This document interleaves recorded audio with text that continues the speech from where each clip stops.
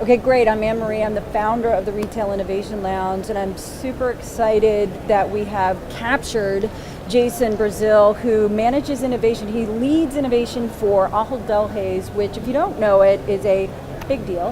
They have 22 grocery store chains globally, right? So that's not a small plate that you have. You have a large plate. Right.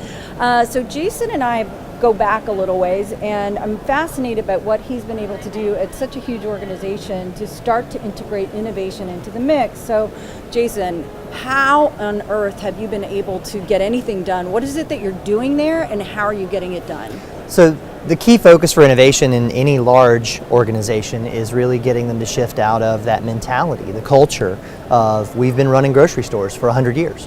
And being able to really inject innovation is really not just about like changing process and throwing new technology. It's about how do we change the culture? How do we provide enough value to our business, but also to the IT staff to really get them to adopt and adapt to the way that we're working. And that's the big shift, is there's a lot of business changes that are coming with this disruption that's occurring from what I'm calling our prime competitor, especially in the supermarket industry. Who will not be named. Who will not be named. Right? But that shift has made a big spotlight come on innovation. Is what are we doing? How are we removing barriers for our customers, whether it's the shopping experience from in-home to online to click and collect to in-store, which really has become only part of our business as opposed to the focus of our business where we used to run grocery stores.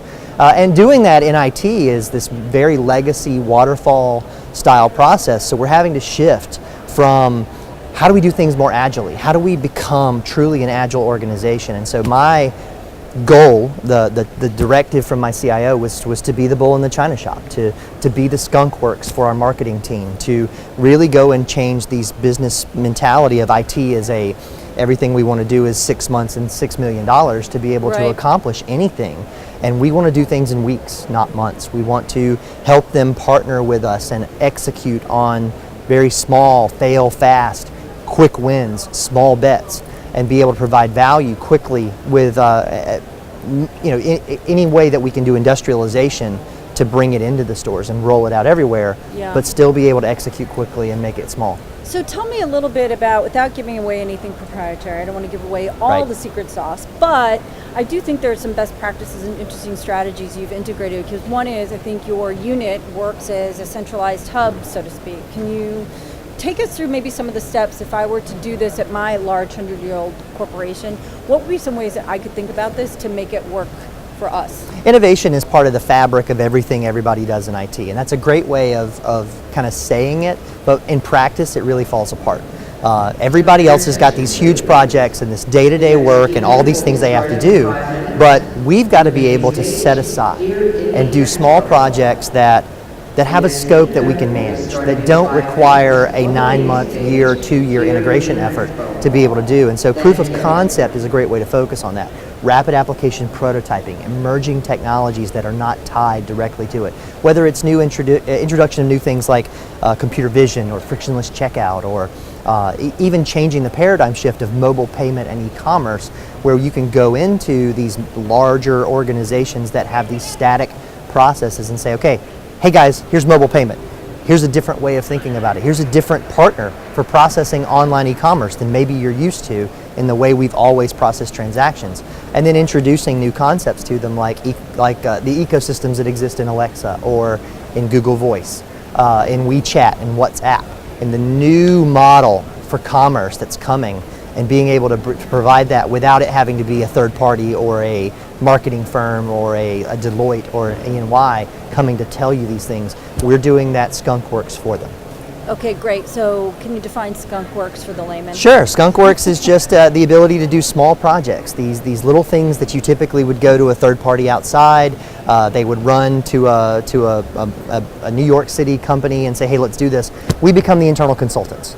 It's, hey, augmented reality is this, and this is where it is. And here's a proof of technology around this thing that says we could do it and make it very applicable to our brand. I was just going to say that. And then you have the connection to the relevance to what it means for your customer, for your brand, and where you can find value in it rather than maybe, hoping to find value in a technology. Or having it be Right. a sales pitch that's one specific Correct. thing where it's locked into their ecosystem, and Yeah. nowadays locked into their ongoing monthly cost because they want it to be this this Yeah. line of business for them. Yeah. But also the sell to the IT team, right? I'm already doing things to standards. I'm following the architecture guidelines. I'm getting the review boards and doing the risk assessments and having Yeah. security practices, so that hopefully when industrialization comes, because that's how we're judged, Yeah. how many POC Skunk Works projects become enterprise solutions. And that would be your ROI. That's my ROI. Got it.